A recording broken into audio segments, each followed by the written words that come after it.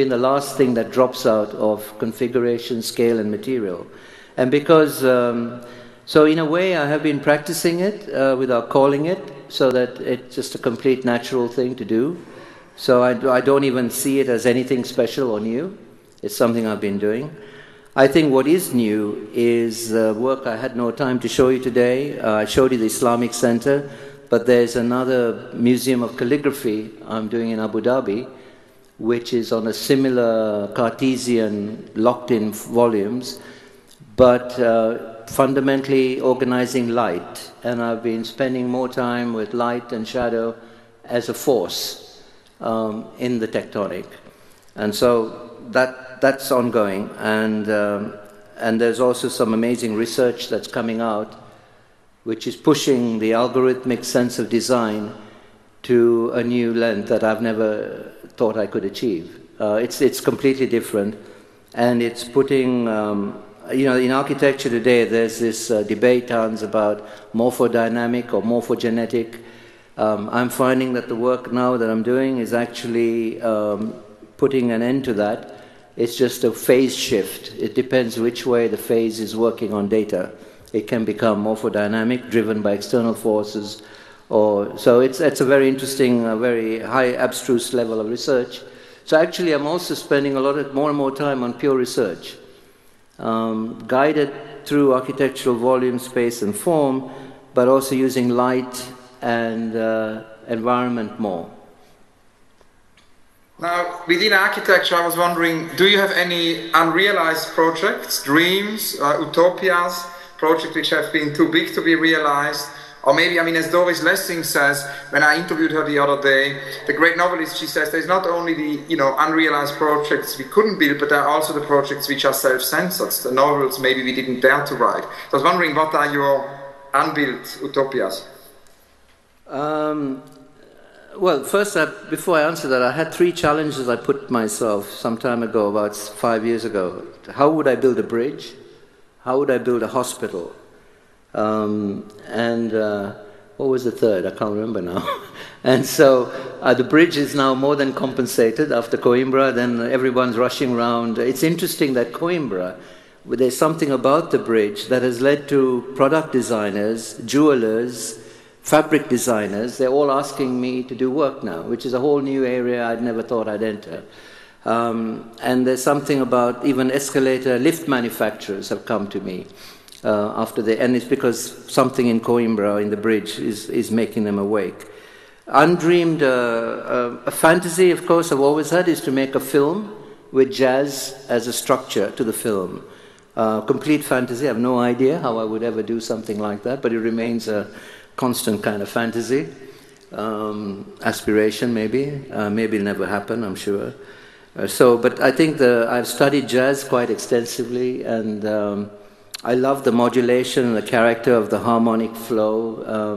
And I think somehow visually, I feel I know it visually, but making a film is something I could dream of. The unbuilt dream, of course, would be to more and more enter the complete mainstream of architecture through forms and emergent forms that look absolutely natural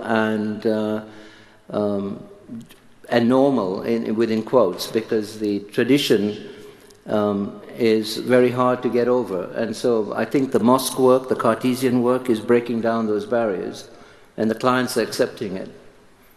Now, another dimension in your multidimensional practice, also recently becoming more important, are the installations. And you basically venture into the exhibition as a medium, thinking about your recent show in Tokyo, the Tokyo Opera City, the dancer installation, thinking also about your exhibition in Chicago at the Graham Foundation and in New York. Can you tell me about this idea of how you use exhibitions and how this entered? What was the epiphany about exhibitions?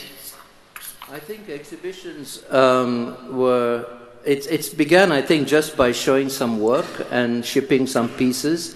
And it began at Harvard, where Zaha Hadid had a show, and I was invited to come next. And then I saw the end of her show because I wanted to see it. And suddenly I just felt that, my very first show, this was 98 at Harvard, I built a mobile that built a fractal over time. So every day it built a fractal. Students came in, looked at it, went away, and you could tear the cloth off and take it away. And it had such a huge response that I always felt then that if I showed work, that challenge was to somehow show spatial effect and my concerns for space being made in time, as it were, because I always think that architectural space is time-full.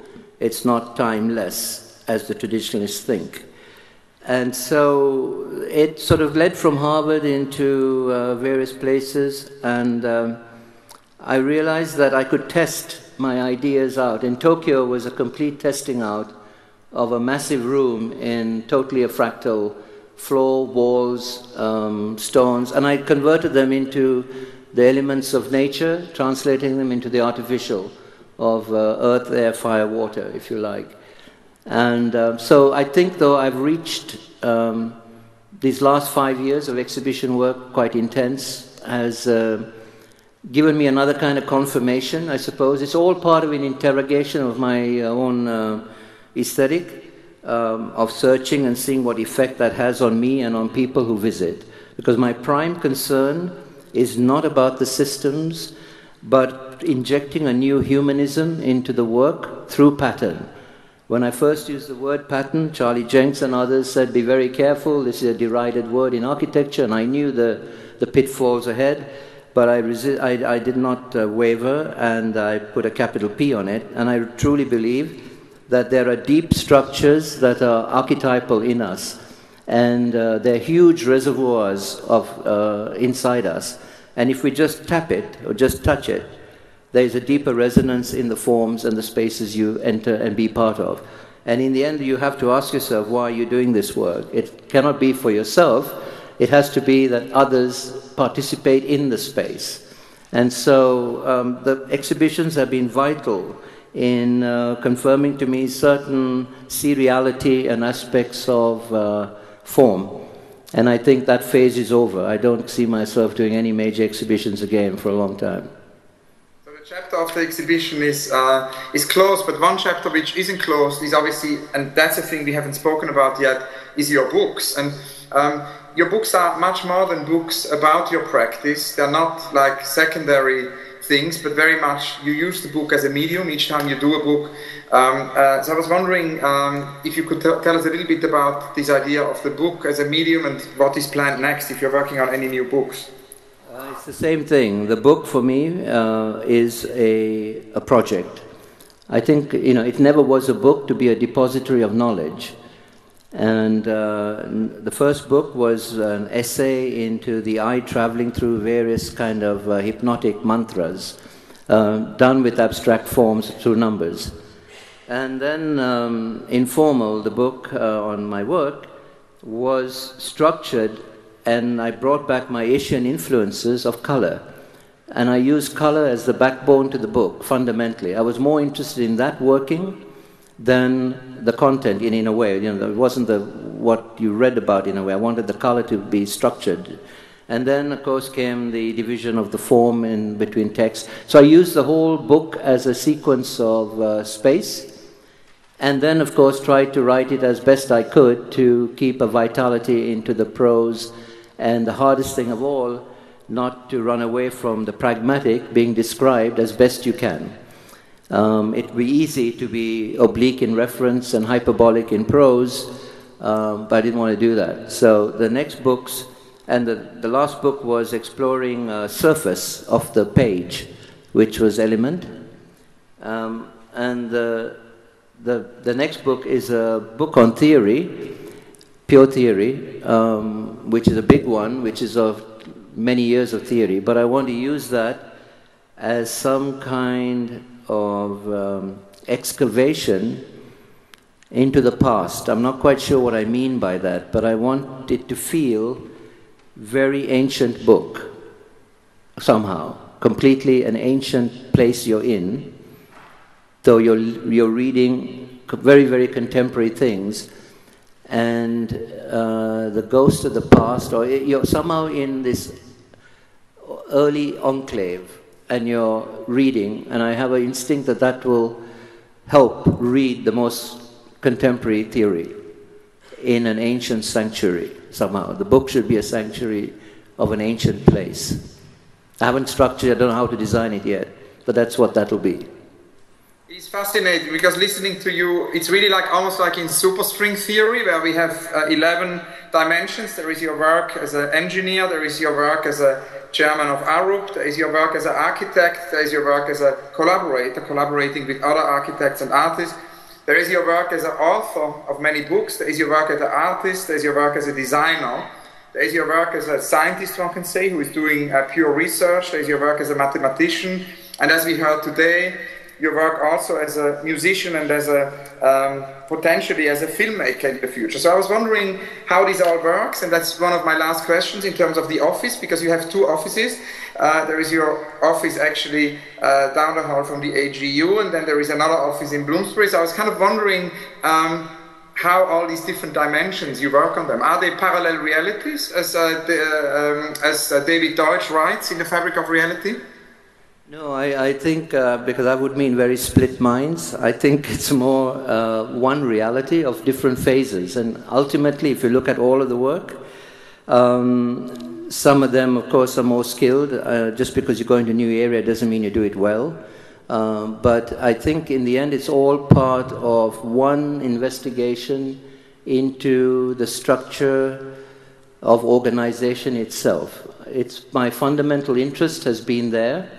And finding a new intuition, it's not just a study, it's to find an intuition into the structure of organization so that that can move into architecture, it can move into mathematics, it can move into music, you know, it moves into different areas, but at its core, it's still a deep study of principles of organization. I'm fundamentally interested in how we think, and I would love to write the book about decision frameworks, because ultimately your instinct coupled to decision making is really what interests me. If it's spatial, it becomes architectural. If it's in abstraction, it goes into maths, you know, but it's the same absolute focus on that. And it's really one thing for me. It's not been many things, interesting enough. And the corporate work, which Kohlhaas and Libeskind always thought was wasting time, I actually used and designed the corporate structure of my company on the principles of the informal. So there's locality that has total independence, freedom. There's juxtapositions when you put two offices nearby to relate, and there's hybrid conditions. And so I actually structured the organization to. It was another design experiment. I would say in the end, it is all one massive experiment. Great. This could not be a better conclusion. I have, however, one or two very last questions. When I came the last time to Porto, I did a long interview with the visionary filmmaker De Oliveira. I was somehow thinking, when you talked about this idea of going beyond compartmentalized space, and because Czesław Miłosz, the poet in Krakow, when I went to see him a couple of years ago, he said there is really no practice in the 20th and 21st century which wasn't influenced by film. He says poetry has been completely changed by film. And we haven't spoken yet about film, and I was wondering to which extent film plays a role in your work and how film has influenced it. I probably can't articulate it well.